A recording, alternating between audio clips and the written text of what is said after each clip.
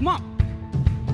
Let everything that is breath, praise the Lord. Praise the Lord. Praise the Lord. Come on. I'll praise in the valley, praise on the mountain. I'll praise when I'm sure, praise when I'm doubting. I'll praise when outnumbered, praise when surrounded.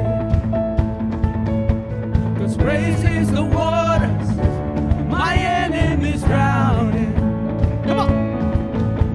As long as I'm breathing, I got a reason to praise the Lord, oh my soul. Praise the Lord, oh my soul. Praise when I feel it, and I praise when I don't. I praise 'cause I know you're still in control. My praise is a weapon, it's more than a sound. My praise is a shout that brings Jericho down. As long as I'm breathing, I've got a reason to praise the Lord, oh my soul. Praise the Lord, oh my soul. I won't be quiet, my God is alive. How could I keep it inside? Praise the Lord, oh my soul.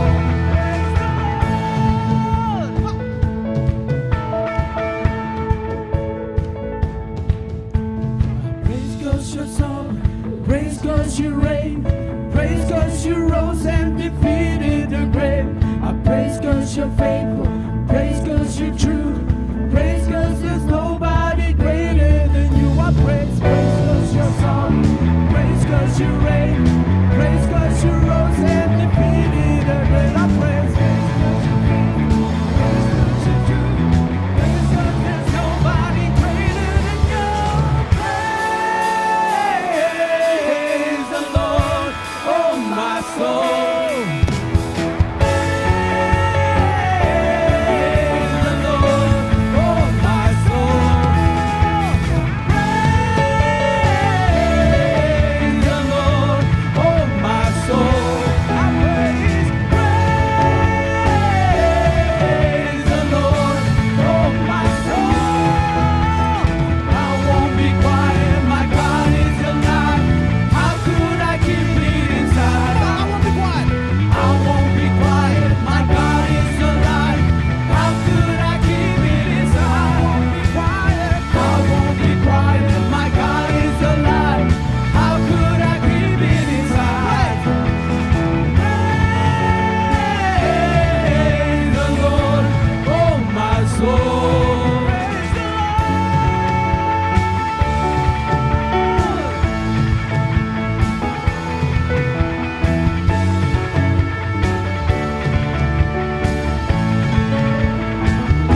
Let's do it again. Let everything that is breath, praise the Lord, praise the Lord, praise the Lord, praise the Lord. Let everything that is breath, praise the Lord, praise the Lord, praise the Lord.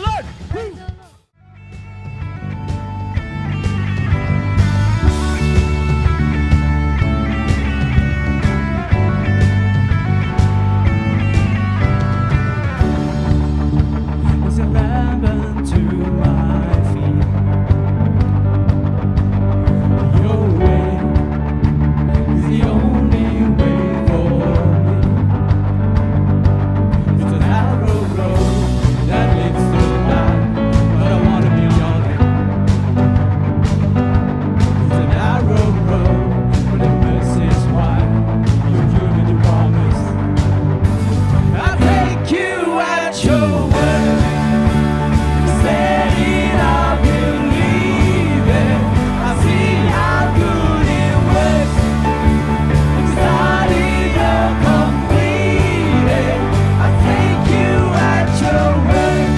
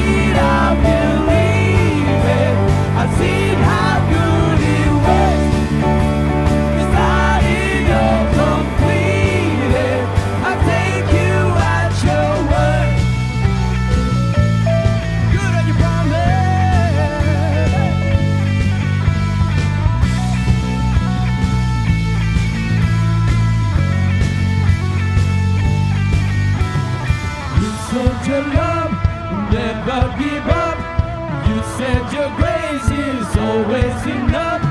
You said your heart will never forget or forsake me. Thank the Lord. You said I'm safe. You called me yours.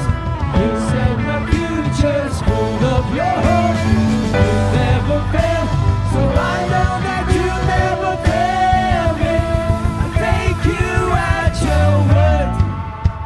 If you said it, I believe it. I've seen how good it was. If you started, you'll complete. Let's go.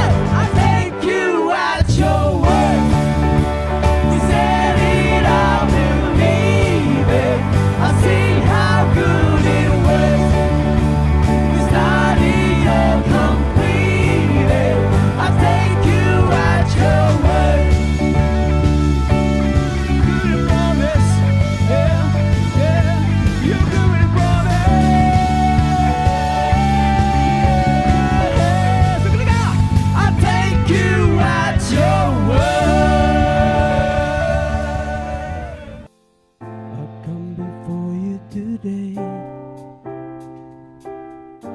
There's just one thing that I want to say. Thank you, Lord. Thank you, Lord, for all you've given to me, for all the blessings that I get and see. Thank you, Lord. Thank you, Lord. With a grateful heart, with a song of praise, with an outstretched arms, I'll bless your name. Thank you, Lord. I just want to thank you, Lord. Thank you, Lord. I just want to thank you, Lord. Thank you, Lord.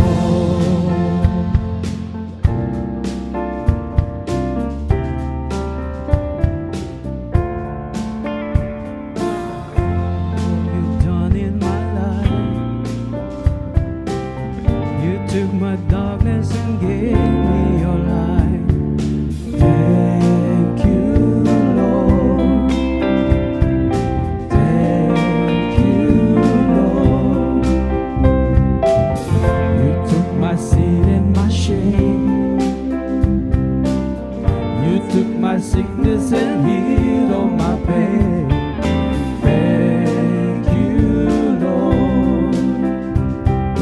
Thank you, Lord. With a grateful heart, with a grateful heart, with a song of praise, with an outstretched arms, I'll bless your name. Thank you, Lord. I just want to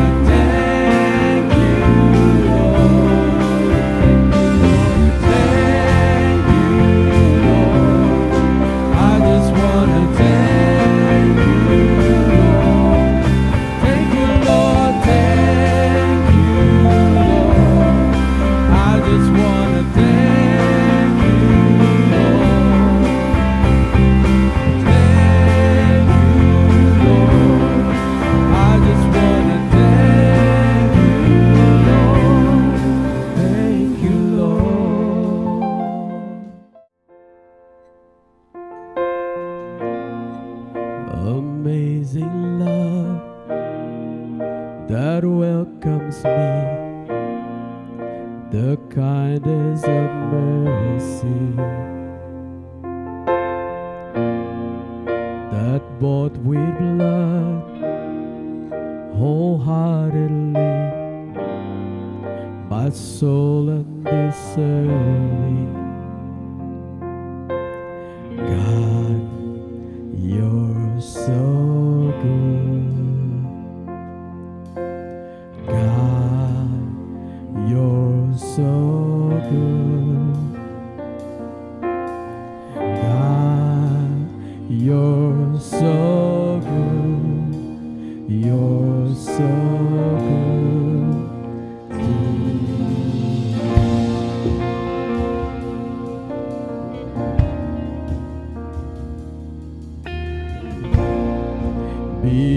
of the cross, age to age, and hour by hour.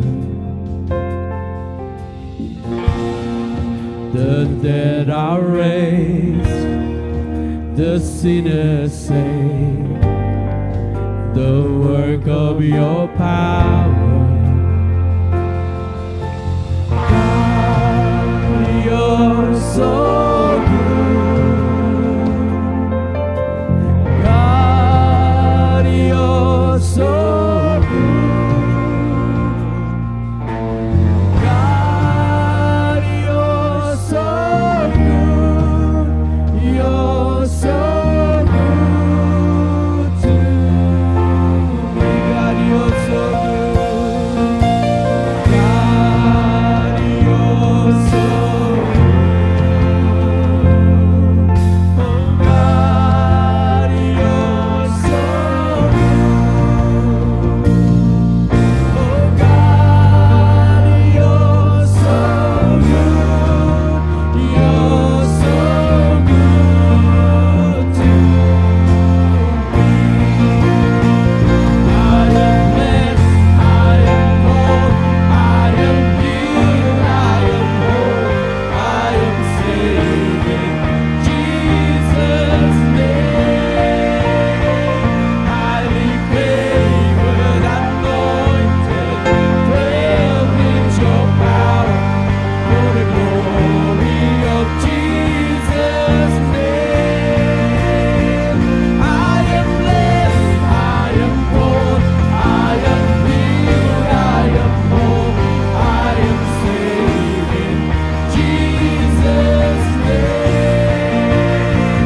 Highly favored, anointed, filled with your power, for the glory of Jesus' name.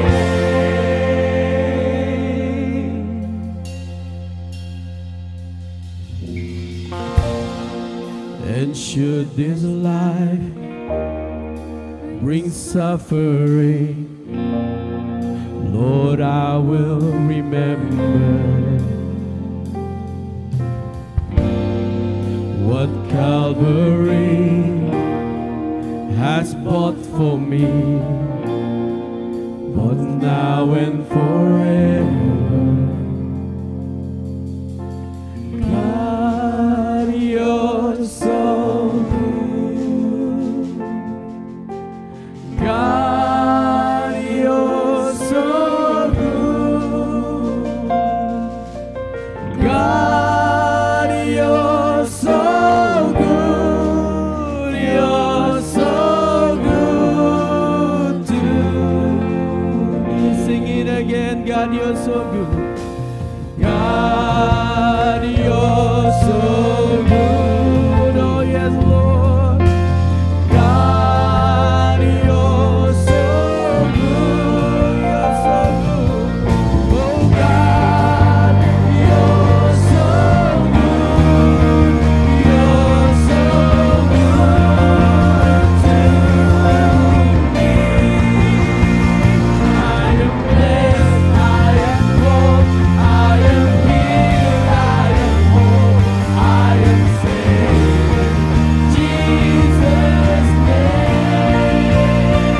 I am favored, anointed, filled with your power, for the glory of Jesus' name. Say it, I am blessed, I am called, I am healed, I am whole, I am saved in Jesus' name.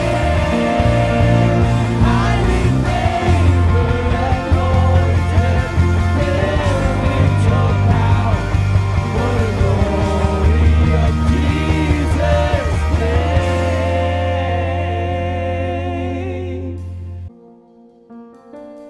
God, you're so good. Sing it with confidence. God, you're so good.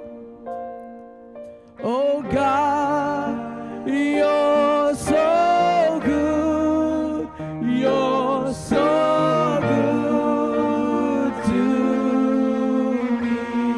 again, church. God, you're so good. God, you're so good. Yes, you are, oh Lord. God, you're so good. You are indeed so good, oh God. Oh God, you're so good. You're so good to me.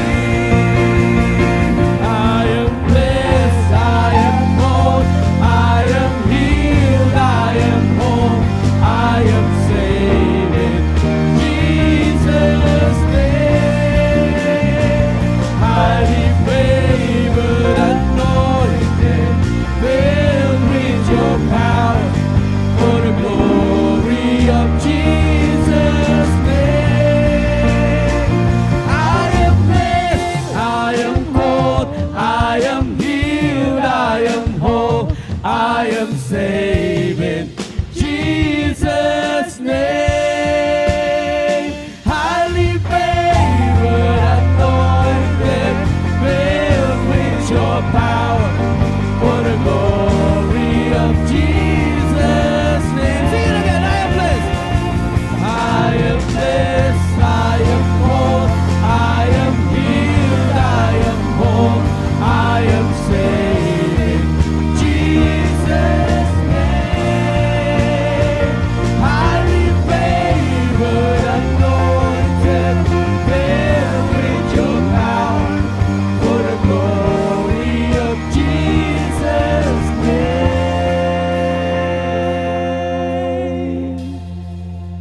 Oh, yes, you are, Lord. God, you're so good.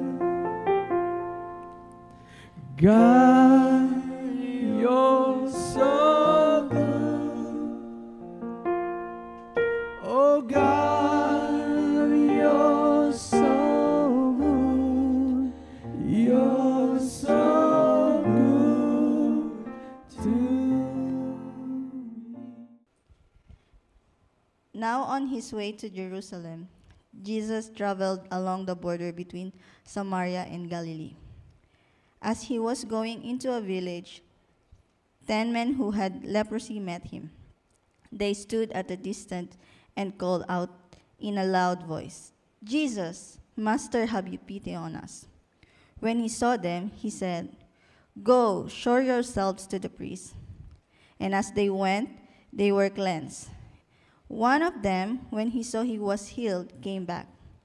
Praising God in a loud voice, he threw himself at Jesus' feet and thanked him, and he was a Samaritan. Jesus asked, "Were not all 10 cleansed? Where are the other 9? Has no one returned to give praise to God except this foreigner?" Then he said to him, "Rise and go, your faith has made you well."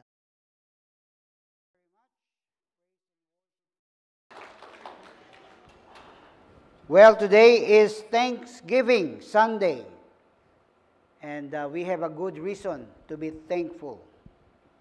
You see, today we will go deep into that concept of being thankful.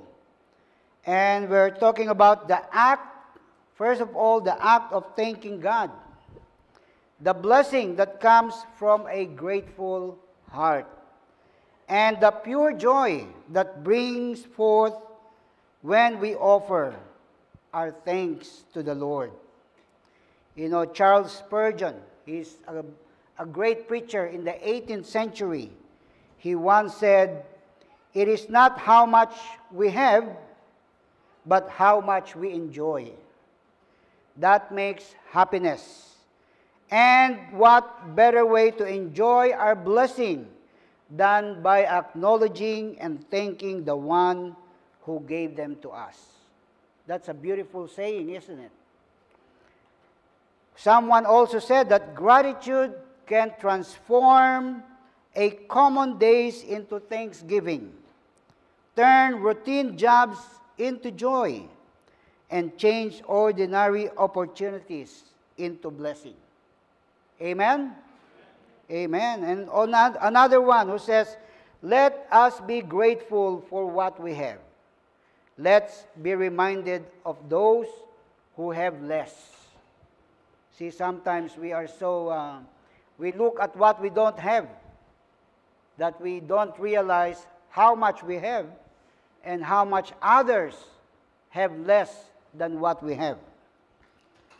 Another one who said, appreciate those who hold a special place in our lives and make sure that they know it. So today is not just a being grateful, being thankful to God, but also being thankful for the people around us, for our loved ones. And we have to make sure that they know it, that we are grateful, we are thankful that they are part of our life. Amen? Amen. So just turn to the person next to you and say, TY, gracias, thank you. Very good. Well, thankfulness, someone said that thankfulness is the beginning of gratitude. And gratitude is the completion of thankfulness. And last one of those great saying or quote about thankfulness, someone said, as we express our gratitude, we must never forget that the highest appreciation is not to utter words, but to live by them. Of course, saying it is very important. Don't diminish that act of saying it. But what is more important is to live it. Live as if you are always thankful. Live as you have a lifestyle of gratitude. It is part of your life. You wake up in the morning and the first thing we should be saying is, thank you. Thank you, Lord. And if you have someone next to you, turn to her or him and says, thank you. Thank you that you keep me warm on winter and you keep me cold on summer. I don't know how, but it does. Well, the book of Psalm 107, verse 8 and 9, it says, let them give thanks to the Lord for his unfailing love and his wonderful deeds for mankind. For he satisfies the thirsty and fills the hungry with good things. What a beautiful verse. Psalm 95, verse 2 and 3, it says, let's come before him with thanks. Let's shout songs of joy to him. You see, the necessity of being thankful to God is not just a polite gesture or a casual acknowledgement of his blessing. Rather, it's a fundamental aspect of our relationship with our Creator. I don't know about you, but the first thing we teach our children when they were young is, one of them is saying thank you. See that? When our kids were young, we taught them. Whenever they receive something or whenever someone gives them something, what do we teach them? What will you say? Thank you. Did you say thank you? Oh, I forgot. So you tell them to say thank you. Of course, we teach them other words like sorry, please, say please. But it's very important that even as young age, we teach them and we learn the word thank you and the act, the living as a lifestyle of gratitude. Why? Because it is an act of worship to God. We thank God, we acknowledge his sovereignty, his goodness, his grace. We are recognizing that every good things have come from above. We don't have, we cannot have anything except if God allows it. Just look at everything that you have today. So, being thankful is an act of worship. It's also a way of aligning our heart with His. We thank God. We are focusing on the positive, on the blessings, on the good things in lives. Otherwise, we complain. What would you rather be? A thankful person or a person that complains? Have you met a person that you hear and nothing to this person but complain? Complain. Not enough food. But when you open the fridge, not enough water. Not enough house. Not enough clothes. Did I tell you the story of this Buddhist monk? They live in the monastery and they're only allowed to speak one word every year because they live in silence. So this Buddhist monk is so excited because tomorrow is the day that he will be speaking one word. And then when tomorrow comes, when the day comes that he is going to speak, he says, I complain. He has to wait another year to complete the sentence. Because he has already used his word for the day, for the year. And then the following year, he's so excited, he's counting 365 days. On the 364 days, he was so excited. And the day came that he's got to say another word. I complain. That was last year. And today, no food. Then he has to wait another year. So all he has to say is complain. Being thankful is a way of building our faith. When we thank God for what He has done, we are reminding ourselves of His faithfulness, His power, and His love. This strengthens our faith and gives us confidence to trust Him even more in the future. So it builds our faith. And it's also a way of testifying to others about His goodness. About His goodness. The blessing. When we express our gratitude to God, we open the door to numerous blessings.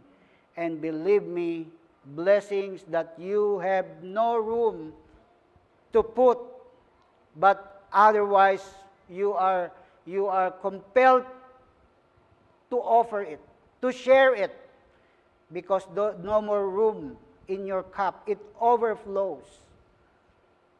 And people are blessed because you're blessed. You see the story of the healing of the 10 lepers is a significant story. It tells us that God, Jesus Christ, is happy that we are thankful. You see, Jesus was on His way. We know the story. Jesus was on His way to Jerusalem and was walking along the border between Samaria and Galilee. And then as he traveled, as he walked, 10 lepers in a distance shouted, Rabbi, Master, Lord, have pity on us. I'm not sure about others, but does everyone knows what leprosy is? Do you know how a person with leprosy is? Sino pong, yung mga young people? Si Gary. Hindi pala si Gary. Si Rene. Rene, are you aware of familiar with the sickness called leprosy? You do? A little bit. Okay, I was gonna show a picture, but it's so, ayokong baka maano tayo ng board of censors. But I'll describe. You know, back in the Philippines, we're from Novaliches. Me and sister Buchi and brother Sam, we're from Novaliches. And few kilometers from our town is the place called Tala Leprosarium, where all those inflicted with leprosy is placed. They are isolated. It's a hospital. It's a village where all people from all over the Philippines were placed. And a leprosy is a condition where your flesh is being eaten while you're still alive. So yung hands mo, yung finger mo, unti-unting mag-shorten like that. Your face will decay. So in other words, you are like a living dead. If you've seen a movie of a zombie movie, something like that. And they are isolated because it is highly contagious. Highly contagious. So they are isolated, they are taken away from their family because the government at that time doesn't want this sickness to spread, this condition to spread. So they are isolated. And if you happen to be in a crowded place, you have to shout, leprosy, leprosy, so that people are aware that you have that condition and they will stay away from you. Just like when we were struck with COVID. You don't have to shout, COVID, COVID, but you wear a mask. So these people have leprosy, according to our passage, and they are isolated. They were quarantined. And they are away from their family. And Jesus Christ happened to be walking along their path. Or probably they heard that Jesus will be walking on that direction. So from a distance, they shouted, Jesus, Jesus, Master, have pity on us. And Jesus said, go and show yourself to the priest. So why did Jesus say that? Because somehow, after a few years, the decaying will stop. And you have to be certified, cured, or healed by the priest. The priest will issue a certificate of medical certificate that you are healed. But you have to show yourself, present yourself to the priest when you are completely healed. And remember, these 10 people is at this very moment, the wound in their face, in their hands are fresh. So they're in the middle of being, they have that condition right at that moment. So Jesus said, go. I don't know how much faith they have, whether it's a big faith or little faith, but they obeyed Jesus. They run even in their condition. They didn't say, wait, Jesus, can you cure us and heal us first? Then we will go.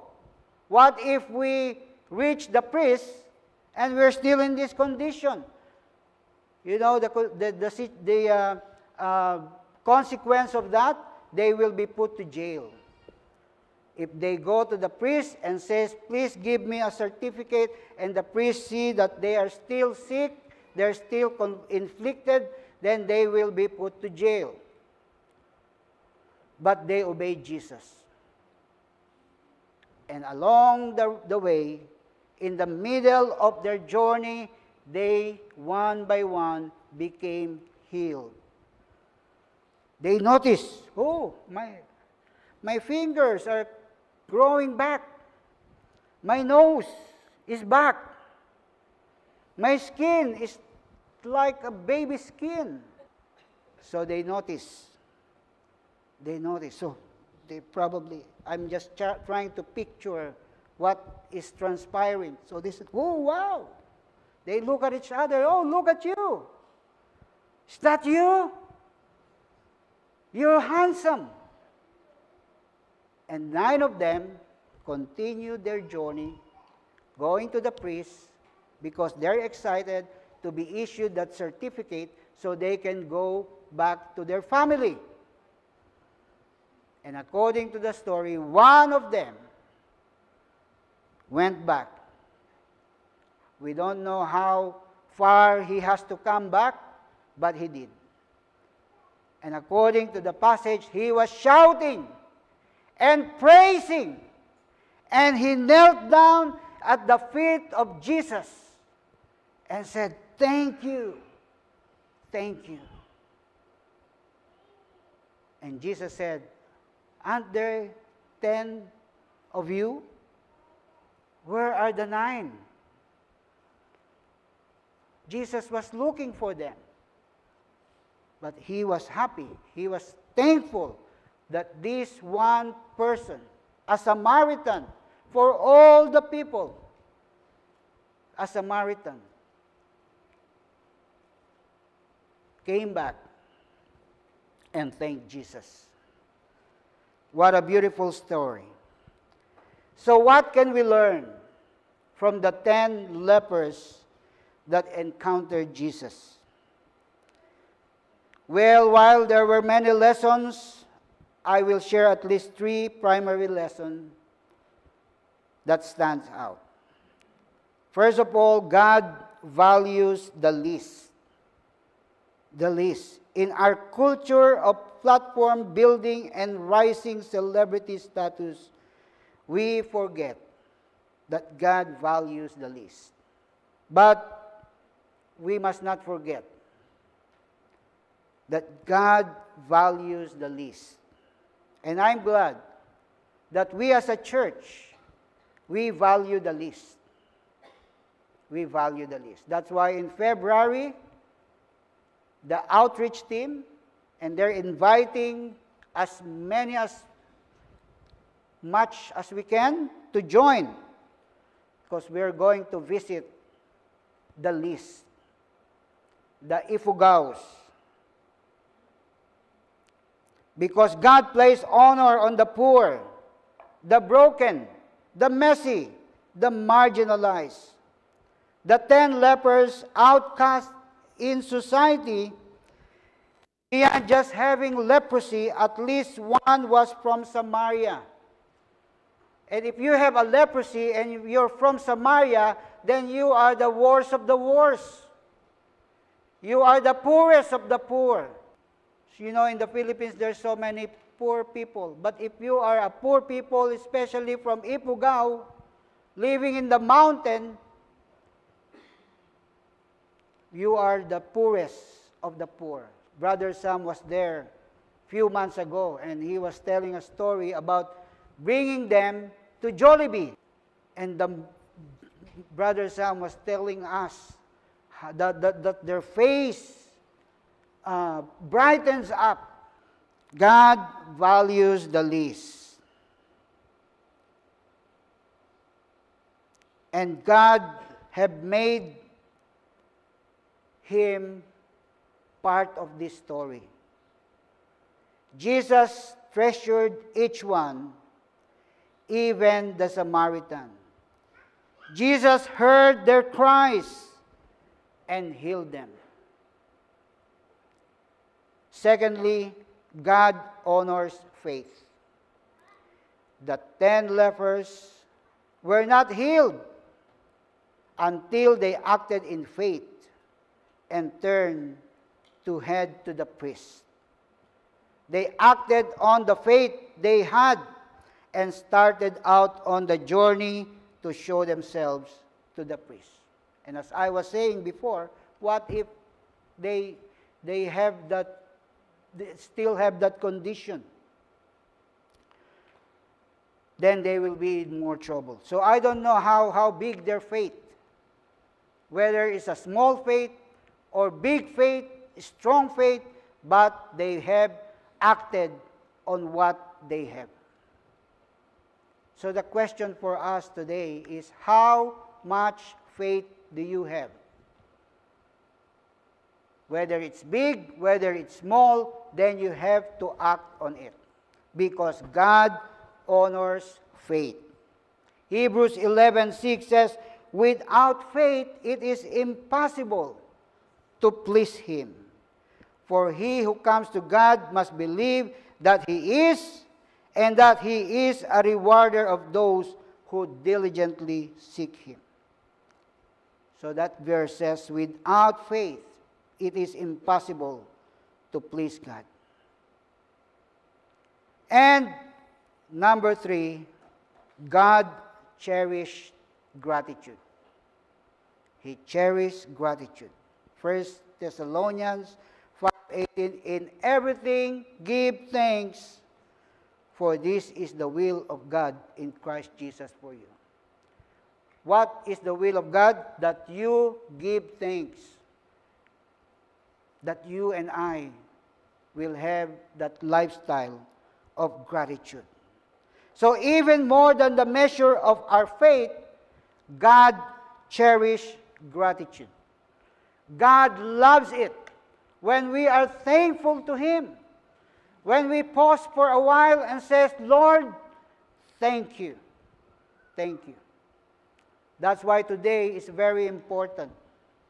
Before we are immersed into the busyness of this Christmas season, on the first Sunday of December, we pause and say, thank you, Lord. Thank you, Lord. Let me tell you a short story, or very quickly, how come we have this Thanksgiving Sunday every first Sunday of December. We have been doing this for the last 7 years, by the way. Well, the story is like this. When we were having or trying to have this property, after many years of existence, finally God led us in this place. But we have to face 3 giants. Remember that giant that we faced? On June of 2016, we found this place and we signed the contract with the real estate agent. Yes, we want this. We paid the 10% deposit, but with a strict condition.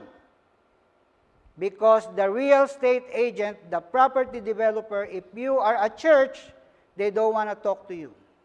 Why? Because the council is very unlikely that they will give a permit, a planning permit, to make this a place of worship because of the traffic and the parking issue. Secondly, we have to convince the bank that we are able to pay the mortgage. So that's the 2 conditions in the contract. We are giving you 30 days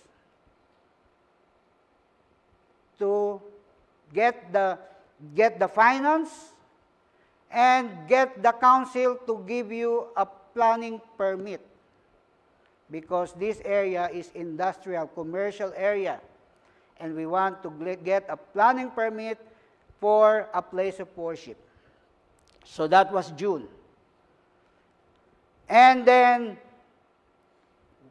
the 30 days is almost coming. we haven't got the permit, and we haven't got the finance. So we applied for extension on the contract, on the condition. And they gave us, okay, we are giving you until October 25. With or without, I'm sorry, if you don't get the permit, the planning permit from the council, sorry, you cannot have. This will just return the deposit. So we prayed and prayed. Every Sunday, some of us comes here, we lay hands, Lord, give us the permit.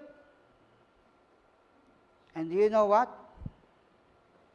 By the way, yung extension is October 26. So we have until October 26. And we were so nervous, but we had that faith. Whatever faith we have, we used it. And you know what? October 25. I don't know if we have the picture of that thing, but yeah. October 26 is the deadline. October 25, the architect, Kustovic Design, called me in the morning, first thing in the morning. It says, Tim, we have the permit. And the council says they're going to mail it. And I said, no, I'm going there now. I'm going to pick it up. I want to see it. So I drive straight to the council. And lo and behold, October 25, one day before the deadline, we have the planning permit. Amen. Yes. And that's just part of the story. On the finance side, they gave us until November, 1 month, to get the permit. And we have the permit, so I called them straight away. And I said, yes, we have the planning permit. I'm going to email it to you now. They saw the permit, and straight away, the following day, October 26, they said, okay, in 1 month time, November 25, we're going to have the settlement. So the settlement, November 25, was scheduled, and come November 25, that's a Friday, 2016, I have received, while me and Christy is having lunch at PP restaurant, I remember it vividly. Well, I received a message from the real estate agent and says, I'm glad to tell you that at 12 noon today, the property has been settled and you can pick up the key right now. Come on, darling, eat! Finish it! We're going. And that was a Friday, and I just realized now that it was Thursday in America. And Thursday in America, the last Thursday in America of November, is what? Thanksgiving Day in America. We've got nothing to do with the Thanksgiving, but the word itself is grateful, to be thankful. So after the lunch, I still got the roast duck in my hands. We rushed to the real estate agent, just in the remote. We pick up the key, and we went here. It's a bare, nothing here, nothing else, but just a bare warehouse. And that was Friday, and I announced immediately to the church, we have the key. We'll rally. We need people, muscle, with passion to come here on Saturday, tomorrow, And we're gonna prepare this place. So on the 26th of November and 27, for 2 days, we did a quick repairs or setup. So that on the following Sunday, December 4, 2016, we were all wearing white, and there's no chair, by the way. I said, bring your own chair. We have about 20 white chairs that ginagamit pa ngayon sa Sunday school. But we don't have enough chairs. Bring your own chairs. And you did. We had our first worship service here. We entered the promised land, the house of faith, on that Sunday. And today we say thank you, because God is treasuring, He cherishes people with a heart of gratitude. Amen. And that is what we learn from the story of the 10 lepers. The 9, yes, you can understand that they're so excited. After many years of being quarantined, being away from their family, finally they're able to see their family again. But on top of the excitement, on top of their grateful heart, they came back. One of them came back to say praise, to say worship, and to say, Lord Jesus, thank you. And that's the importance of being thankful. Luke has given us a story from the life of Jesus that helps me reflect on the importance of being thankful for God's goodness to me personally. And I pray that you too. And this story can help us grow in our own understanding of this important issue. With the story of the 10 lepers, Luke emphasizes the rarity of a thankful spirit.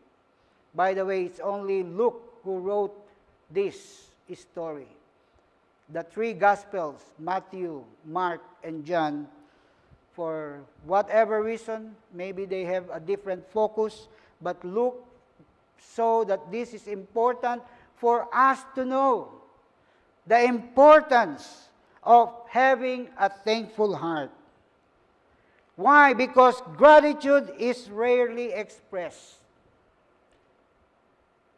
How often do you hear people express sincere gratitude? Because it's a very common word, we say it just for the sake of saying. Oh, thank you. Yung sincere gratitude is barely seen. Just try an experiment. Keep track of the number of complaints you hear each day, and compare that with the number of times you hear people express sincere words of gratitude. Sa workplace, sa school, how many times people complain?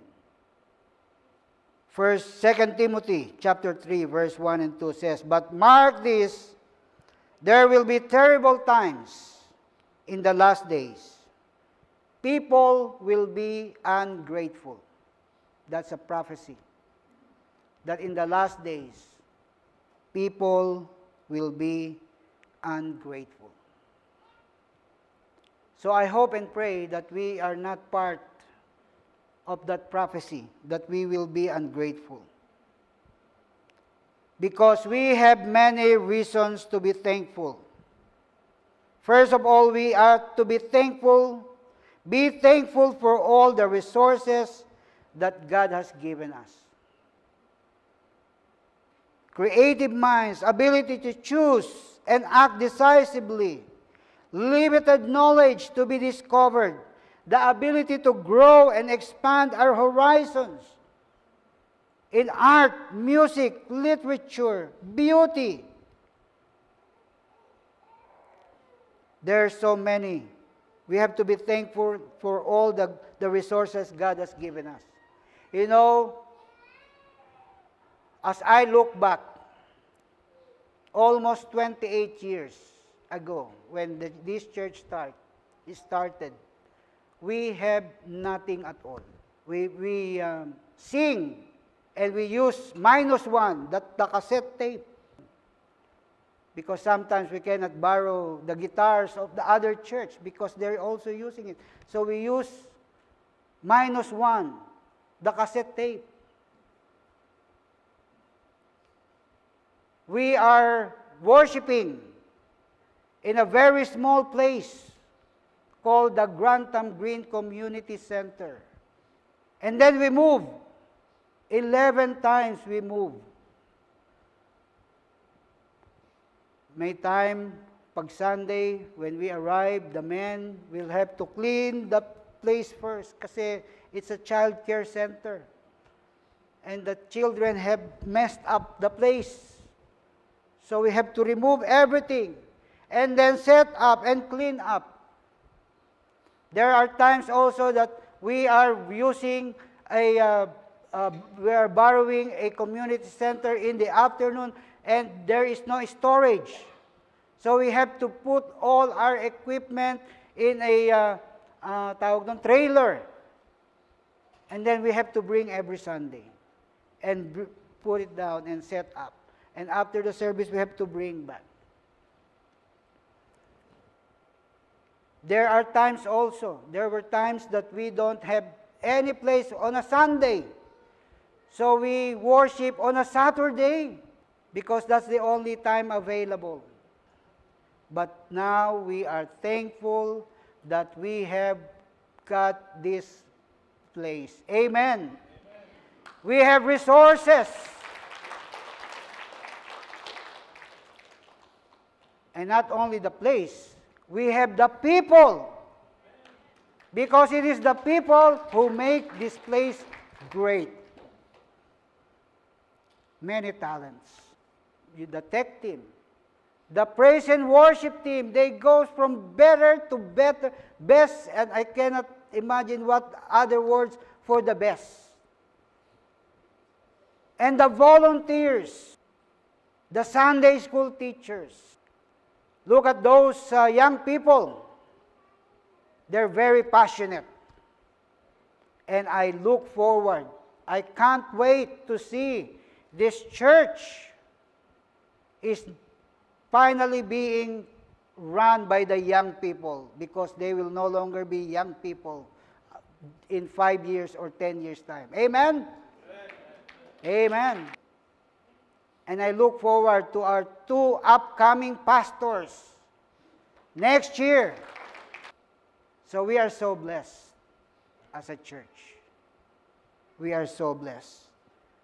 So we have to be thankful for all the resources God has given us. We have to be thankful because of the providence of God. God provides not only to us as a church, but to us as a family and to us as individuals. To us as individuals. When I was starting as a pastor, and I have told this story many times, but I don't get sick of telling this story. Because during that time, I have a good job. I was a draftsman, but I quit. But when the the money in the bank is getting low, and we are becoming worried, Lord, sabi mo, hindi mo kami pababayaan pag ako'y nagpasok sa ministry. Eto, Lord, wala na akong work. because I resigned, because I enrolled in the Bible school. My kids are 5 years old. Timby was 5 years old. Dondi was 3 years old. And Casey was few months old at that time. And Christy is the only one working. And one day, the phone rang. And do you know who is on the other side of the line? My boss, my former boss.